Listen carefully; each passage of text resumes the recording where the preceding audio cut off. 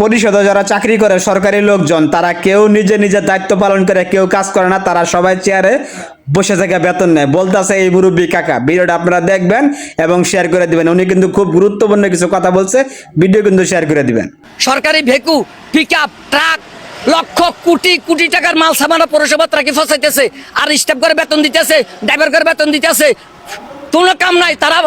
তারা ঘুমায় আর বেতন নেয়। প্রত্যেকটা স্টাফ আপনি এখন যান পৌরসভা দেখবেন, স্টাফেরা চেয়ারের মধ্যে ঢালান দিয়ে ঘুমিয়ে রয়েছে, কোনোটা টেবিলের উপরে ঘুমায়, কোনোটা বিছনা ঘুমায়। তাদের কি কাজ? এই যে লক্ষ লক্ষ টাকা স্টাফের বেতন নেয়, পৌরসভার ডাস্টবিন বানিয়ে হালাইছে, পৌরসভার মাঠ লক্ষ কোটি কোটি টাকার গাড়ি, ভেকু, পিকআপ, ট্রাক সব ফেলা রাখছে। কেন এই সমস্ত কোটি কোটি টাকা কেন সরকার বরাদ্দ দিয়ে আনে ফেলা রাখছে?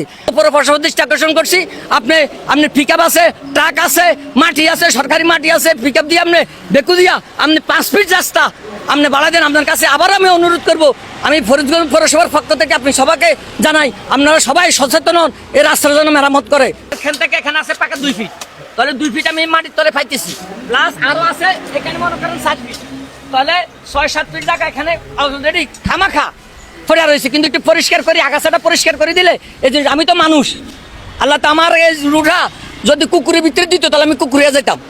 আল্লাহ আমাকে মানুষ সৃষ্টি করছে, মানুষ মানে বিবেক। এখন আমার মাথা থাকলো, আমি তো মানুষ, সেই সুবাদে আমি জনগণের চলাচল করার জন্য চলাচলে ভালোবাসি, জনগণের ভালোবাসি, আমি রাস্তা পরিষ্কার করতেছি। আসেন সবাই মিলে এক